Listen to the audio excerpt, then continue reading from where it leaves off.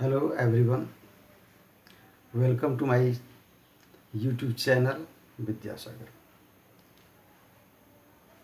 Today I will learn about reflection by spherical mirror. Plane mirror का reflection बीते दिन पढ़ा था और आज स्फेरिकल मिरर के द्वारा जो रिफ्लेक्शन होता है इसको स्टडी करना है। तो सबसे पहले ये समझना होगा what is spherical mirror, spherical mirror किसे कहते हैं and some important term related to spherical mirror. तो कुछ उसका टर्म्स ऐसा होता है जिसको जानना आवश्यक होता है। समझो कि वह उसका पार्ट है। तो सबसे पहली बात ये, स्फेरिकल मिरर कैसा होता है, किसे कहते हैं। A spherical mirror is a part of hollow sphere of glass. A spherical mirror is a part, एक हिस्सा होता है किसका, of hollow sphere of glass, कांच का हॉलो स्फेयर। लाइक बॉल जो होता है, कौन बॉल, फुटबॉल जिसमें एयर भरा जाता है। तो वो क्या हुआ, एक तरह से चारों तरफ से लेयर है और अंदर में खाली है। समझो उसी तरह का ग्लास का स्फेयर, कांच का, और उसका कटिंग कर लिया जाता है, यानी उसी का एक पार्ट होता है। ठीक है, इसलिए बोलते हैं क्या, spherical mirror is a part of hollow sphere of glass. Suppose ये हॉलो स्फेयर है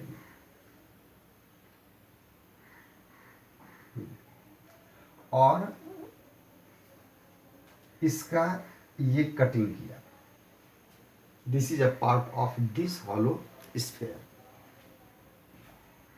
ऐसे ये महसूस होता है सर्किल जैसा, लेकिन सर्किल सिर्फ ऐसा गोल सरफेस बन जाता है, लेकिन स्फेयर जो होता है ना, उसके अंदर जगह है, मतलब उसका वॉल्यूम भी होता है, वो यानी वो हुआ 3 डायमेंशनल। तो यहाँ पर जैसे ये पार्ट हो गया और इस पार्ट को इस तरफ से ऐसे, इस तरफ से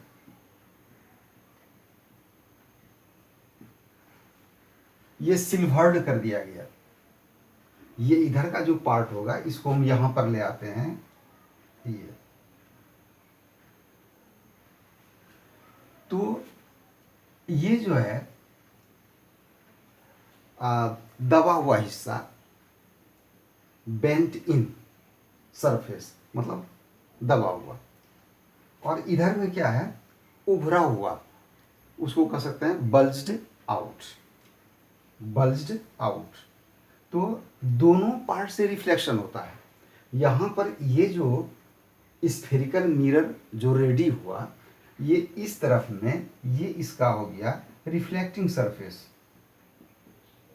रिफ्लेक्टिंग सरफेस,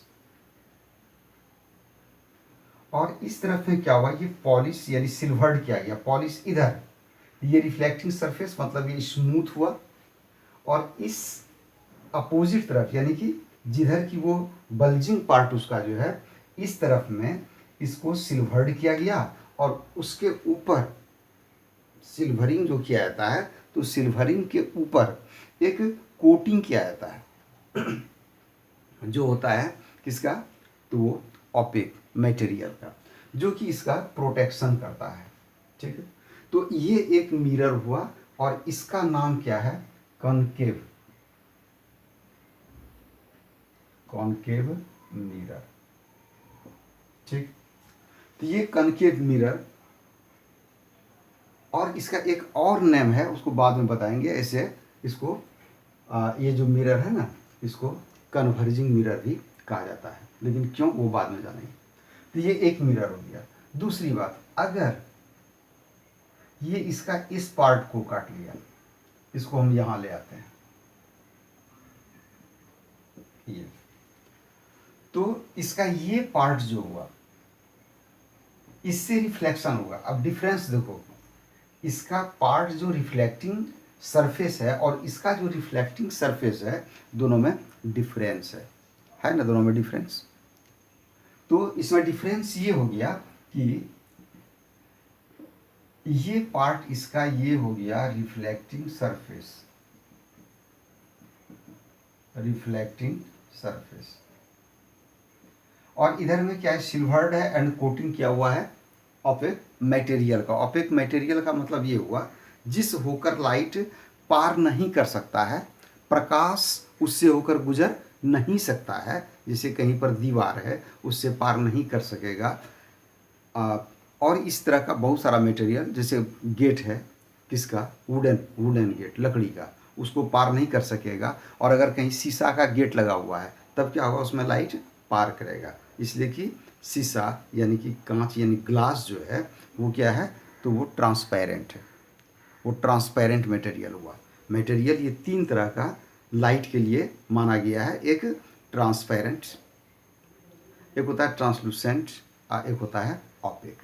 तो ट्रांसपेरेंट में सारा का सारा लाइट पार करेगा, ट्रांसलूसेंट में कुछ पार्ट पार होगा, कुछ पार्ट उसका पार नहीं होगा, और ऑपेक जो होता है उसमें थोड़ा सा भी लाइट का हिस्सा, पार्ट पास यानी गुजरता नहीं है उस होकर, उसको कहा गया है ऑपेक। ठीक है, तो अब ये देखो, तो इसका ये याद रखना है, ठीक है ना, कि मिरर जो बना तो दो तरह का, एक हो गया कनकेव और एक हो गया कन्वेक्स। तो कनकेव मिरर जो हुआ, तो कनकेव मिरर में याद रखना है क्या, कि बेंट सरफेस जो होता है, यानी कि जिधर में the bent in surface is known as concave surface, and the bulging out surface, bulging out, जैसे ये हुआ bulging out surface, bulging out surface is known as convex surface. तो ये दो तरह का मिरर याद रखना है, यहां पर लिखे थे टाइप्स ऑफ मिरर्स। तो एक हो गया कनकेव और दूसरा हो गया कन्वेक्स। ठीक, एक चीज हो गया। अब हम लोग को जानना है क्या इससे जो रिलेटेड टर्म्स होता है, ठीक है। अच्छा, एक चीज सबसे पहली बात, ये यहाँ पर भी ये पूरा हिस्सा दिखा दिए कि ये हो गया कनकेव के लिए, ये हो गया कन्वेक्स के लिए, इसको यहाँ ले आए हैं, इसको यहाँ ले आए हैं। अब जैसे है कि इसका टर्म हम लोग को क्या जानना है, कौन सा इंपॉर्टेंट टर्म है। तो सबसे पहली बात ये जानना है कि ये एक स्फेयर हुआ, स्फेयर। यहाँ पर जो हम लोग को शेप इसका जो महसूस होता है, शेप जो हम देखते हैं तो लगता है ये ओनली अ कर्व लाइन, लेकिन वो नहीं, उसका सरफेस। अब सोचो, इमेजिन करो कि इसका जो कटिंग किए तो एक सरफेस इस तरह का मिलेगा, इस तरह का सरफेस, इधर में गड्ढा जैसा, ठीक। अब ये गड्ढा वाला पार्ट जो हुआ, अगर इधर में इसको बनाया पॉलिश करके रिफ्लेक्टिंग सरफेस, तो यही कनकेव कहलाया। तो ये कुछ एरिया होता है इसका ना, इसका ये एरिया है। और इसी तरह जस्ट उल्टा इधर हो गया कि इधर से जब रिफ्लेक्शन होगा तो इसका ये एरिया हुआ, मतलब ये लाइन यहाँ महसूस होता है, रियल में है क्या, वो सरफेस है गोल जैसा, यानी गोल। अच्छा, उसके बाद तो अब इसमें इसका जो भी स्फेयर होगा, इसका एक सेंटर होता है, सर्किल में पड़े हुए सेंटर, ठीक। तो ये सेंटर हुआ पॉइंट, सेंटर कौन होता है, ठीक मिडिल पॉइंट। समझो कि ये जैसे स्फेयर है, इसका जो मिडिल में जो पॉइंट है वो हो गया इसका सेंटर, ठीक है। तो अब एक टर्म इसका आता है सेंटर ऑफ कर्वेचर। तो सेंटर ऑफ कर्वेचर क्या होता है, तो सेंटर ऑफ कर्वेचर के लिए ये जानना है हम लोग को कि ये क्या सेंटर हुआ। अब जिस स्फेयर का, ठीक, मिरर जो है जिस स्फेयर से बनाया गया, ठीक, तो जिस स्फेयर से मिरर बनाया गया, चाहे ये मिरर कनकेव और कन्वेक्स, तो उस स्फेयर का जो सेंटर होता है वो सेंटर कहलाता है किसका, मिरर का सेंटर कहलाता है। सपोज तो ये जो यहाँ से ला इस पार्ट को, ये पॉइंट सपोज यहाँ पर है, तो इस स्फेयर का ये सेंटर, इस स्फेयर से जो कटिंग करके मिरर बनाया उसका ये कहलाया सेंटर ऑफ कर्वेचर। स्फेयर का सेंटर, समझे, और स्फेयर से जो कटिंग करके मिरर बनाया वो उसका सेंटर ऑफ कर्वेचर। तो ये कहलाया इसका सेंटर ऑफ कर्वेचर, ये पॉइंट हो गया, और इसको अक्सर इसमें सी से रिप्रेजेंट किया जाता है। उसी तरह से ये पार्ट कटा, इसका सेंटर, इसका centre of curvature and represented by C. C से उसे निरूपित किया जाता है, दर्शाया जाता है। तो ये हो गया। नेक्स्ट पॉइंट क्या है, पोल है। तो पोल क्या होता है, तो पोल होता है ये सरफेस हुआ किसका, मिरर का सरफेस। ठीक है, तो मिरर का जो सरफेस है इसका जो मिडिल पॉइंट यानी सेंट्रल पॉइंट जो हुआ, समझ रहे हो, तो वो क्या कहलाता है, सेंट्रल पॉइंट। ये हो गया, मतलब इसका बीच का जो ये पॉइंट हुआ, ये हुआ इसका सेंट्रल पॉइंट। तो ये सेंट्रल पॉइंट जो इसका होता है इसको कहा गया है क्या, पोल। ये पोल कहलाता है and is denoted by P. इसको पी से रिप्रेजेंट किया जाता है। उसी तरह से ये है इसका मिडिल पॉइंट, ये क्या कहलाएगा, पी, यानी सेंट्रल पॉइंट। सेंट्रल पॉइंट वो क्यों कहा गया, क्योंकि वो सरफेस है ना, सरफेस का जो ठीक बीच का जो पॉइंट हुआ, जैसे ये सरफेस हो गया, इसका ये बीच का पॉइंट, वो उसका कहलाया सेंट्रल पॉइंट, जो कि सेंटर ऑफ कर्वेचर कहलाता है। अब नेक्स्ट में क्या है, तो एपर्चर। तो एपर्चर क्या होता है, एपर्चर का मतलब हो गया कि कितना सा उसका सरफेस है, the surface of the mirror, ठीक, from which reflection takes place. Mirror का सरफेस जिससे कि रिफ्लेक्शन होता है, तो ये इसका सरफेस जितना वो कहलाया उसका, क्या बोले उसको, तो एपर्चर। बहुत ऐसा भी समझते हैं कि चूंकि एरिया जो उसका बनता है कि इससे यहाँ से यहाँ जब लाइन ऐसे खींच दोगे, यहाँ जो ये लाइन ऐसे खींच दोगे, तो इसी का इक्विवेलेंट उसको माना जाता है। इसलिए ऐसा भी बोला जाता है कि डिस्टेंस या लेंथ ऑफ मिरर, लेकिन इसका एप्रोप्रिएट जो डिफिनेशन हुआ वो इसका सरफेस कहलाता है, ठीक ना। अब उसके बाद देखो क्या है, प्रिंसिपल एक्सिस। अब प्रिंसिपल एक्सिस क्या हुआ, ये इसका है सेंटर ऑफ कर्वेचर, और ये इसका हो गया पोल। पोल से सेंटर ऑफ कर्वेचर को ज्वाइन करते हुए एक लाइन ड्रॉ कर देना है, ठीक। अब इसको क्या बोलेंगे, line passes through center of curvature and pole। पोल और सेंटर ऑफ कर्वेचर से गुजरने वाला जो लाइन हुआ उसको क्या कहेंगे, तो वो कहलाया प्रिंसिपल एक्सिस, प्रधान अक्ष।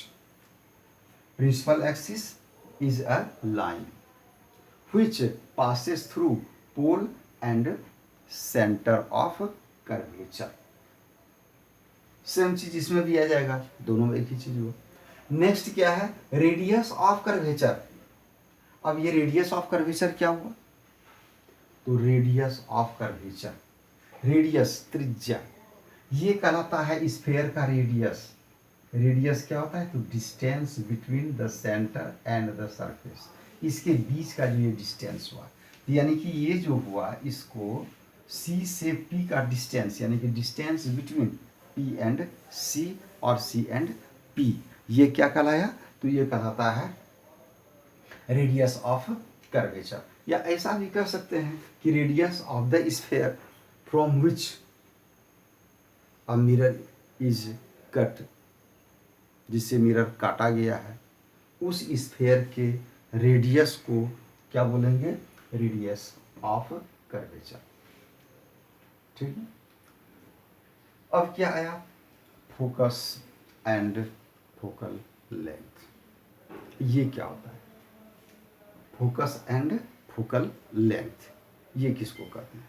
तो अब इसमें एक चीज़ ये देखने की बात है कि जैसे कि मान लो कि ये जो पॉइंट देखा C और ये पॉइंट P, तो इस बीच का ये यहाँ से यहाँ तक का डिस्टेंस, इसको ऐसे समझो तो समझ में आएगा।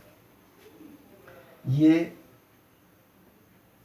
Mirror, this is a concave mirror, its middle point P, that is pole, and C, center of curvature, and the line passes through C and P, C और P से होकर जो लाइन गुजर रहा है ये प्रिंसिपल एक्सिस है, ठीक है। अब पैरेलल लाइंस, तो पैरेलल लाइंस इसके पैरेलल जो लाइन खींचते हैं, लेकिन यहाँ पर क्या है, तो यहाँ पर क्या आएगा कि पैरेलल रेज, बहुत सारा रेज, बंडल ऑफ रेज, क्या बोलते हैं, बीम ऑफ लाइट। तो बीम ऑफ लाइट जो हुआ तो वो पैरेलल रेज से बना, क्योंकि सभी रेज एक साथ चलता है, and we know that light propagates, travels in straight line. तो अब ये इमेजिन करो कि अगर बहुत सारे रेज जो एक साथ चल रहे हैं तो ऑल द रेज पास करेगा, गुजरेगा, कैसे, पैरेलल। तो इट मीन्स सब एक दूसरे का पैरेलल है, तो वही पैरेलल रेज यहाँ पर आएगा कि पैरेलल रेज। और एक चीज़ ये ध्यान रखना है कि parallel rays and parallel to the principal axis,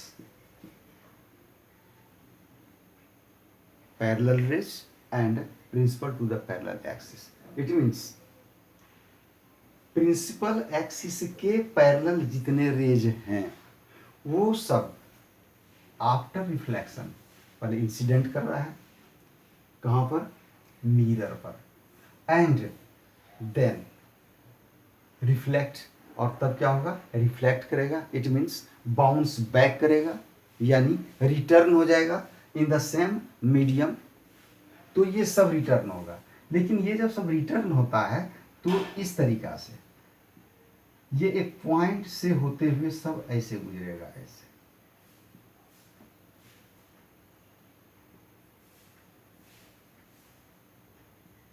और ये पॉइंट कहाँ है, ये point on the principal axis. तो हम लोग ऐसा कहेंगे कि parallel rays to the principal axis incident on the surface of spherical mirror, and after reflection they pass through a point on the principal axis, point कहाँ, principal axis पर, then the point on the principal axis is called main focus। ये क्या कहलाएगा, main focus.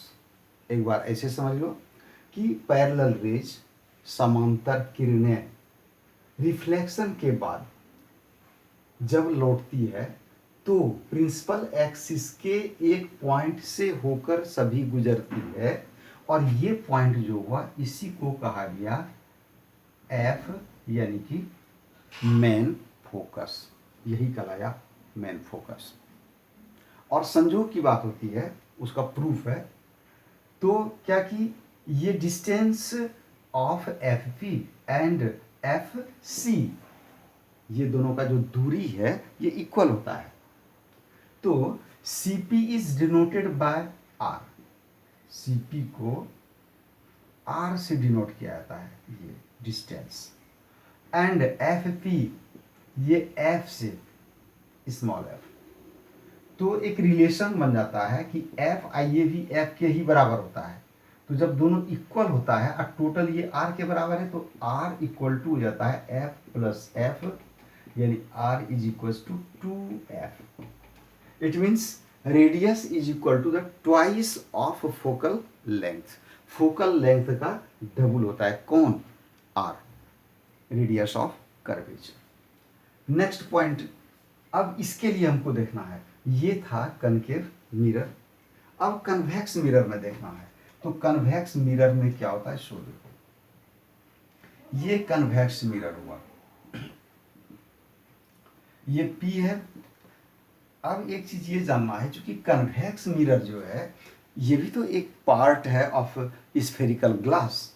तो ये sphere तो ऐसा है, इसका सी तो इधर में आएगा, इसलिए कन्वेक्स मिरर का जो सी होता है, मतलब जिसको बोलते हैं कर्वेचर का सेंटर, यानी कि सेंटर ऑफ कर्वेचर, वो होता है राइट साइड में, और इसका बनता है लेफ्ट साइड में।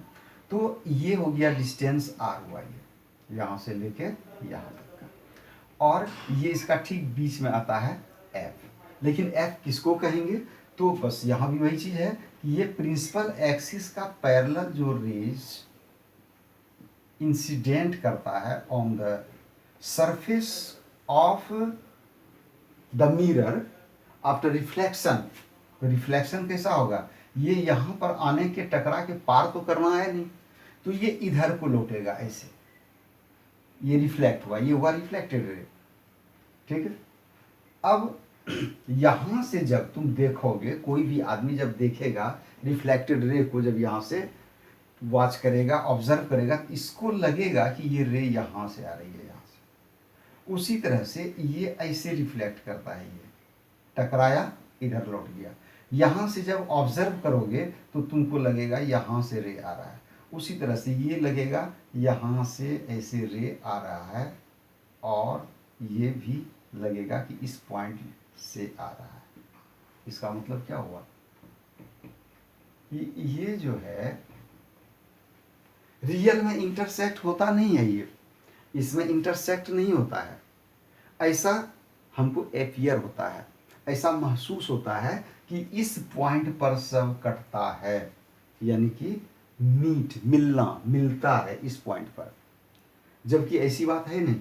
यहाँ से अब दूसरा अर्थ में सोचो, तरीका दूसरा कर दो सोच का, कि लगेगा इस पॉइंट से यह फैल रहा है, स्प्रेड कर रहा है, इस पॉइंट से फैल रहा है, यानी उसी पॉइंट से सारा रेज निकल रहा है, ठीक। तो जिस पॉइंट से ऐसा हम महसूस करते हैं, ऐसा एपियर करते हैं, that point is called main focus. तो अब देखो एक चीज, यहाँ पर क्या हुआ कि इस तरह से रे का जो फैलना है, इसको बोलते हैं डाइवर्जिंग, और इस तरह से एक पॉइंट पर इंटरसेक्ट होना, सभी को एक पॉइंट पर मीट कर जाना, मिल जाना, ये क्या कहलाता है, इसको बोलते हैं कन्वर्ज होना। ये कन्वर्ज होना, ये हो गया डाइवर्ज होना। तो मतलब कि इसका मेन फोकस वो पॉइंट हुआ प्रिंसिपल एक्सिस पर, जहां पर कि all the parallel raise after reflection intersect करता है, मीट करता है, और ये कह सकते हैं कि कन्वर्ज हो जाता है, एक ही जगह जमा हो जाता है। और इसमें क्या होता है कि one point, a point on the principal axis from which ऐसा अपियर होता है, महसूस होता है कि all the rays, reflected rays spread out, यहाँ से स्प्रेड आउट कर रहा है, यानी फैल रहा है। इसको क्या बोलते हैं, डाइवर्ज होना, यानी कि डाइवर्ज होता हुआ महसूस होता है एफ से, इसलिए ये पॉइंट इसका हो गया मेन फोकस। बात समझ में आई। तो ये एफ से पी का डिस्टेंस स्मॉल एफ, जो फोकल लेंथ का आता है, distance between F and P, यानी main focus and pole, is called focal length, that is small F, इसमें भी वो हो। तो ये मेन फोकस हो गया। अब यहाँ तक बढ़िया से स्टडी करना है, और अब नेक्स्ट क्लास में जो हम लोग चलेंगे आगे, हम लोग का होगा इमेज फॉर्मेशन, इमेज फॉर्मेशन पढ़ना है, ठीक। स्टडी अच्छा तरीका से करेगा ताकि समझ में आएगा। समझ गया? Thank you.